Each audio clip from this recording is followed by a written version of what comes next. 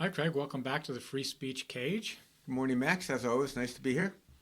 So today we're going to do a wrap up of 2025, right? A wrap up of 2025 and maybe some predictions about 2026 and beyond. All right. Well, you first. Okay, well, I think that Donald Trump is going to be the story of everyone's 2025, or at least anyone who's paying attention to American politics. And he is, from many perspectives, the most impactful president you could possibly imagine. Whether you think those impacts are good or not often depends on the moment.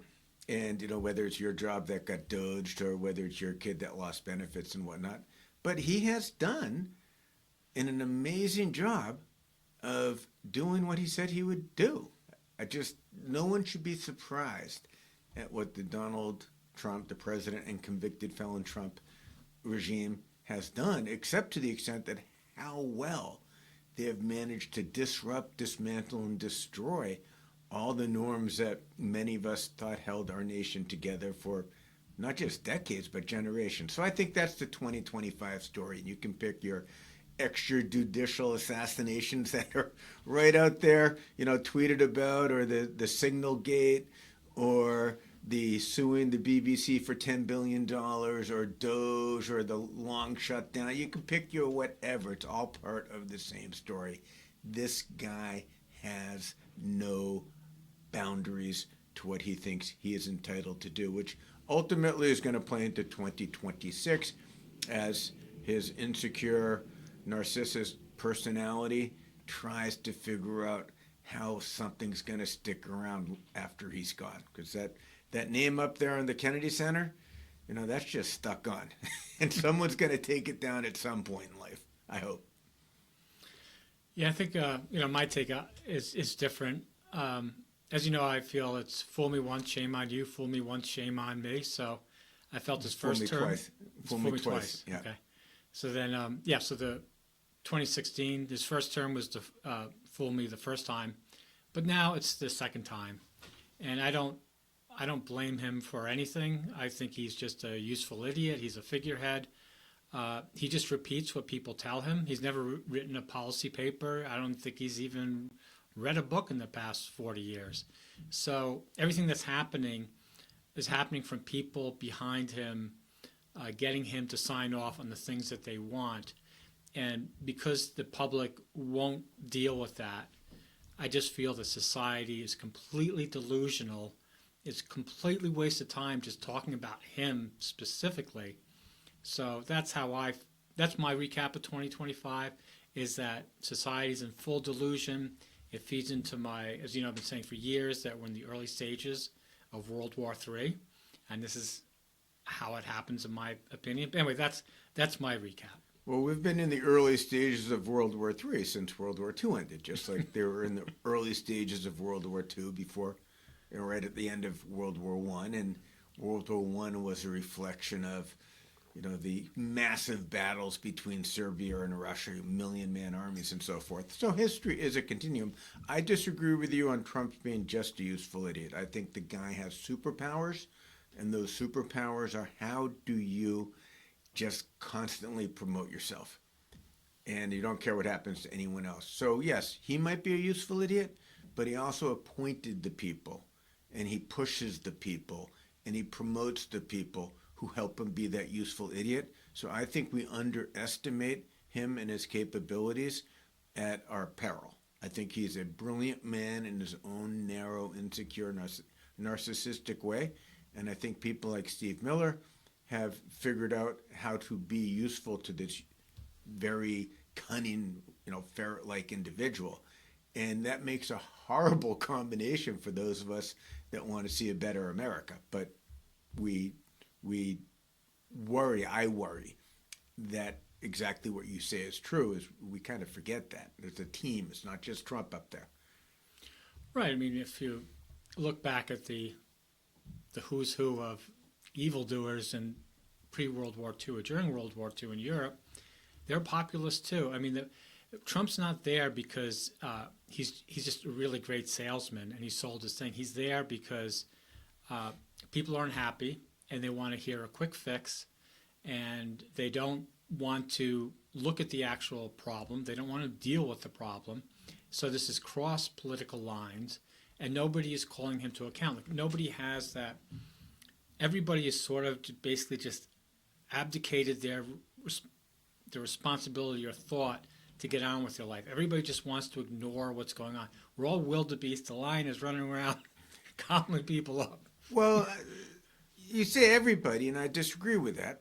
But you can look at the Democratic Senate, and you can think to yourself, okay, you know, the government shutdown caved. Government shutdown. So the government's going to shut down again in 4.5 weeks or something like that, and we'll see where Democrats go from there. So I think it's not correct to say no one's out there banging the drums, no one's calling Trump to task. It's just a difficult thing to do when you have no power. And the Democrats haven't figured out how to get that power. And again, we talked about Tennessee 7. You know, we lost Tennessee 7. So Democrats haven't figured out how to turn whatever message it is they have. And, you know, right now it just seems to be, I'm not Trump, but people are talking about affordability and blah, blah, blah. We haven't figured out how to turn that into a winning strategy, at least across Democratic and independent lines, in a way that will turn government the way I want it turned. Yeah, I think, you know, you and I definitely see it. Well, we see many things the same, but in this, we see things differently. I don't feel like it's the root problem isn't Democrats or Republicans. To me, the root problem is that people are unhappy for whatever reason, and you have a populist that comes in and says, okay, I'm going to do this stuff. And he gets most of the votes for whatever reason, and then these people start executing. Basically, people with money, people with power, all have ideas on how the world should work, and all believe that the general public are just a bunch of dummies. And so they're going to fix things. So if they do Doge... They're going to fix things for them, by the way, not necessarily for everyone. Right, but I actually don't buy that. I don't buy into the thing like the oligarchs are doing it for themselves. They're just all selfish. I just don't buy into that because their wealth is so high. They're so out of touch with everybody else. It doesn't really make a difference. And they're not like suffering. They're not like, oh, I need 2 G5s or whatever. But they do. But they do. Despite their billions, despite Trump's billions, that's still not enough for many, many, many of these people. And I think that's the inherent problem that we're seeing is even billions, even absolute power isn't enough for people like President and convicted felon Donald Trump and others like him, like Musk. They got to get more, and it's somewhat of a zero-sum game. So they got to get more, and that means other things or people get less.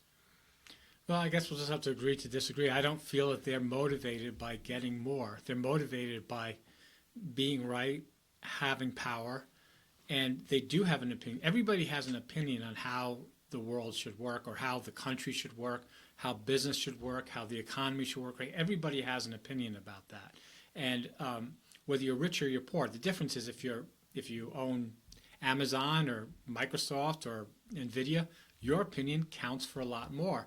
And you're using that opinion to, through the Trump, regime or government, to execute the things that you think are better for the... Sure. And there will be losers. Or we can look at data centers, for example, which has been something in the news recently, but these are nothing that's new. These great big energy hogs, water hogs, they're impacting people in generally remote areas by taking away the groundwater and so forth. Those people that are next door to a Georgia-based data center don't have the ability to stand up to whoever's building the thing and say, stop, I want the data center. I don't really use AI, but I don't know how to turn it off either. So it's there on many of my devices. So to the extent that we all want certain things, Musk or Trump or whoever have figured out how to give enough people enough of those certain things that we're not yet rioting in the street. And we'll see. Let's go on to the predictions. We've already sort of cemented in the idea that Trump, president and convicted felon, and his people of whatever sort are simply doing what the general population elected him to do. Whatever that might be, I'm not sure people really thought about it. So 2026 looks like what to you? other than a continuation of the start of World War III. You took the wind out of my sail. Oh, well, we'll talk yeah. about my trip to New York then, which I went Well, to. no. We're going to talk about World War III. I went to MoMA, and they have an exhibit there, Right. and they have an exhibit starting in 1982 when someone wrote a federal agency saying, "Hey, I want to build a bomb shelter," and he built a federal approved bomb shelter someplace in New York City, and he made a TV show out of it. So back in 1982, which was long after World War II, is even long after the Vietnam War, which is sort of something that was a milepost for many Americans. In 1982, people were still taking nuclear war seriously enough to build bomb shelters, and they were thinking of surviving a nuclear war serious enough to build bomb shelters and stock it with cans of crackers and basically the 1982 equivalent of MREs. And this was just some guy. This wasn't a multi-billionaire building a bunker, which is certainly a thing these days. But the idea that anyone's going to survive World War III, if it's a natural progression from the violence of, and I went to the Crimean Wars, between Russia and Serbia, because those were, we don't even know about them, but those were wars that killed hundreds of thousands of people in some place that I couldn't even find on a map, right? And then World War I is even bigger, and then World War II is bigger still, and God knows what World War III will be. So, Right. I mean, this ties into, what I was saying about that people don't take this stuff seriously, that they just think that Trump, again, when you talk about the Democrats or people should know better, they literally do not think that things would get so bad that we're going to enter World War again. If people really had the mindset or the memory, they don't have the memory because the people are dead, but if you could transplant the memory of people that went through World War II and its aftermath and put it in their head, everything would be different in society, because we would look back, as people have pointed out, well, what preceded World War II? Tariffs, right? I mean, this is like we're going down almost like the exact same script. So you have tariffs, you have populism, you have growing income inequality, all the things that were the things that happened before World War II are happening today. But the difference is that although you and I agree about that these are serious things, and it's not like we're alone, there are many young people who study history and write about this and do YouTube channels and also see the danger.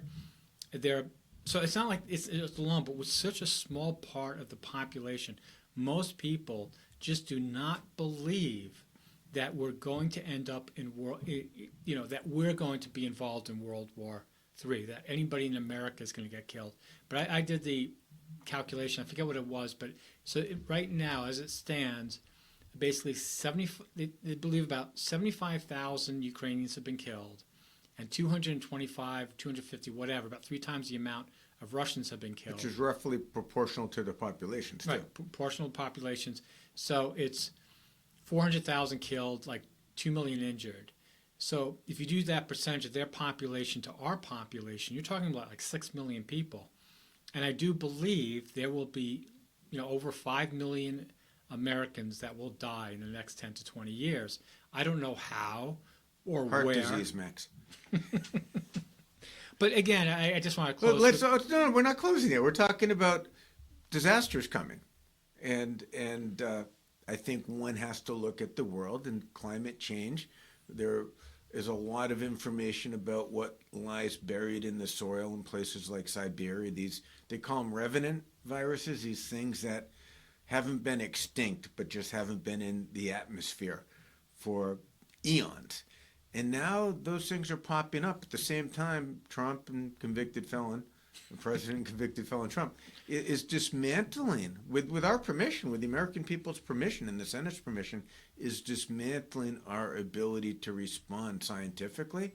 So this stuff is going to put added pressure on just what you're looking at as a historical phenomenon of tariffs and increasing income inequality and so forth. We're going to have public health challenges. We've clearly got climate change challenges. The pre-American World War II entry was partially defined by the mass migration of the Depression, but the rest of the world was in a depression as well. And we had nativism closing borders. So I don't know that you're wrong, and I certainly don't know that we're wise enough to get out of it. Ideally, we kick it down the can till you and I aren't around to worry about it, but our kids and grandkids and whoever. Yeah, I mean, there's no doubt in my mind it's going to happen. You know, like you can repeat Donald Trump convicted felon till the cows come home. It doesn't make a difference. What we need, just even take the viruses and the alert system. So I just read yesterday in a thing that there's a little nonprofit scientific organization that tracks fungi. So they have a big warehouse of these frozen fungi, and they need money to pay for the electricity to keep it cold or they'll spoil. Well, because of the budget cuts, they're almost out of money. So if money doesn't happen soon, you know, the lab is basically going to have to shut down. And there's stuff like that all over the place, which scientists warn about. And like I said, if wealthy people, I'm talking about like let's the top 10% of the country, took this seriously, they would say, okay, forget the government. We're just going to put in all this money to keep these things going. But they don't take it seriously. Again, they don't believe all this stuff is actually going to happen. They don't believe the viruses that you're talking about are actually going to get out of the soil and kill millions of Americans. They just don't believe it. And you understand it because in their life nothing like that has happened. Like nothing has happened that's affected Americans. We're the most entitled, spoiled. You're forgetting 2 years of COVID and God knows how many dead. Well, I don't want to get on COVID because people get mad at me. But How can- COVID just killed a few old people. That's all. And the rest, it basically made people who had like salary jobs very wealthy, and it made anybody that was a laborer very poor. It wiped out poor people.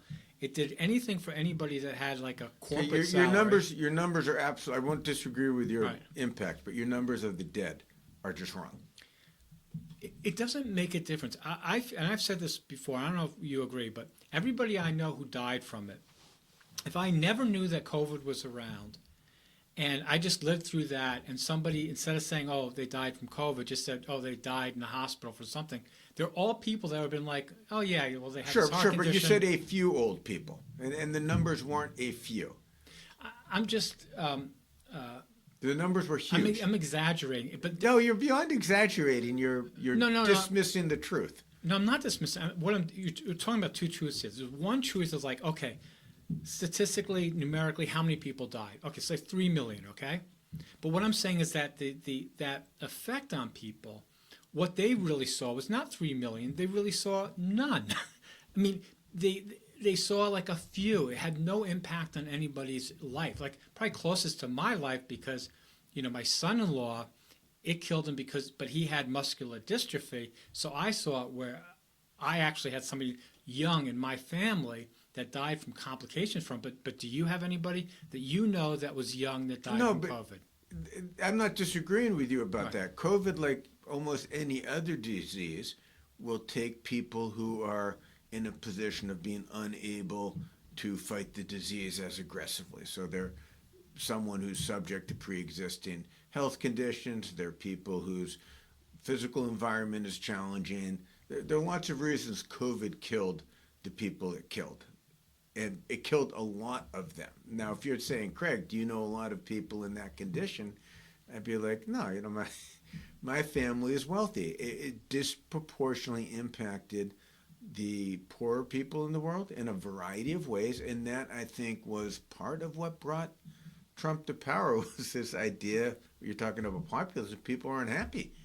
They're looking around, I can't buy a house. I can't even rent a house. And we'll see what happens with health insurance. So the predictions for 2026, I think President and convicted felon Donald Trump, who is desperate to leave his mark on something more lasting than the wall of the Kennedy Center, absolutely desperate, will continue to do two things at the same time, neither of which sort of makes sense unless you're thinking, here's a guy who's desperate to leave his mark. He can't really, as you said, he can't think larger policy issues and where we are in 15 or 20 years. It's always a deal in the moment.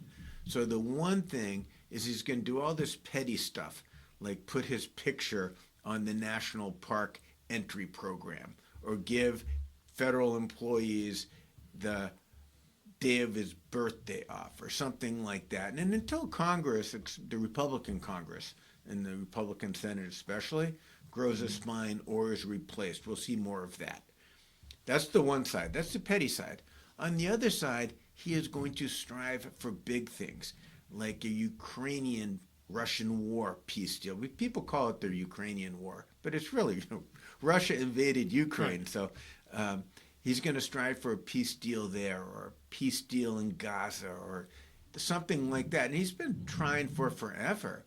And it was going to happen on day one. It hasn't happened yet. It will not happen. But he's going to do more and more outrageous stuff and not become irrelevant to the discussion. But he's going to be like the birthday boy at the birthday party who's age 6 and has a bat for the piñata and is blindfolded. And when the piñata didn't open the first couple of swings, he just starts running around the room swinging this baseball bat, and he's blind. That's what he's going to be on the international scene. So locally, it's going to be this petty stuff. Internationally, it's going to be this 6-year-old with a baseball bat who's blind, just swinging, swinging, swinging, hoping at some point he hits the piñata and makes a mark that leaves a legacy beyond the untold billions that him and his family have collected. All right. Well, I think. Well, you got it. Your predictions, World War III, is that where you're leaving it? No, my prediction is that we're on a path where until the stock market crashes, until the wealthy part of the world really feels any pain, nothing will happen. All these programs will be gutted because they don't want to pay for it. And when the U.S. enters war, when World War III starts in a real way, there'll be Trump's negotiations about the Russia-Ukraine war are nonsense. Nothing's going to happen there. And even if it happened, it's going to be a very fragile ceasefire. Same thing with Gaza. We have to look at the facts, right? It's almost 4 years of the war. The Gaza thing has not really stopped. It's just the Israelis it just culminated. They literally ran out of stuff to destroy. So the violence is going to spread, but it's only going to. When the wealthy people of the world, when they realize it affects them, when the stock market crashes, when interest rates spike, and they get hurt, and they're like, "Oh my God, we have to fix this," we'll be in the middle of World War. Just as same thing in World War II. By the time they realized what they had wrought in the 1930s, it was too late, and then you basically just had to let it burn itself out. So that's my prediction for next year. Is that I don't know, it might be next year, the year after, but we've already gone too far down the road. I don't think there's any going back. So people say, Trump's convicted felon. I'm like, you just, I don't know. Anyway, that's my prediction. All right. Well, I will continue to call him exactly who he is, President and convicted felon Trump. And you can call him, I don't know exactly what you'd call him, but we'll figure that part out as you call him that in 2026. No, it's not him I call a problem. It's my fellow Americans who don't read history, don't really look at things and think about what the long-term consequences are, don't recognize their own greed is what's driving all this, don't recognize that during COVID, they basically impoverished most of the U.S. population, don't realize that everything, this ICE, all this stuff is against supposedly what we stand for, and have done marches that are fake to me, that haven't done real, not going to work, real economic protests. So that's the people. I don't care about Trump. It's everybody else who doesn't agree with me. Okay. All right. So fair enough. We should end on this note then, Max, which is for the folks that can't get rid of the Amazon streaming services, or Right. can't go 3 blocks, or not everyone has a hardware store within 3 blocks, but can't figure out a way to live their life without buying from Amazon. I'm picking on Amazon because I think they're amongst the worst, but that can't not go to a bar that's got Fox News going on. So there's a lot of little things that we do, and some not so little, that establish the status quo as the status quo. And the marches by themselves don't change it. So we'll see if anything in 2026 does. And I'm understanding you to say that the November elections of 2025 didn't change it, that the 2026 midterms won't change it. Right. The only thing that's really going to change it is essentially a true populist movement where people say, I, Craig Kelly, am responsible for A, B, C, and D, and I'm going to live my life either accepting that responsibility and not caring, or accepting that responsibility and changing what I do to include my investments, how I consume, where I travel, that sort of thing. Is that what you're saying? No, I'm saying that Oh.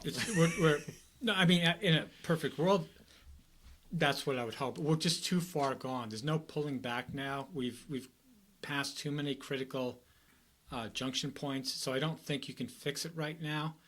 All you can do is, all we can do, I feel, in different ways, right, is to point these things out as we've done. When you started the show, right, of pointing out these historical things that happened in the past, what they're warning us about, and we're just we're repeating them, But I think the more people understand it, perhaps the more that they will come to their senses and do more. So I'm not thinking that there's anything now we can do to prevent world war, but with more education, perhaps we can shorten its severity. Well, I look forward to discussing, although not living through, what you've predicted. And I will see you and all of our viewers in the new year. Thanks for coming to the Free Speech Cage. Thanks for having me, Max.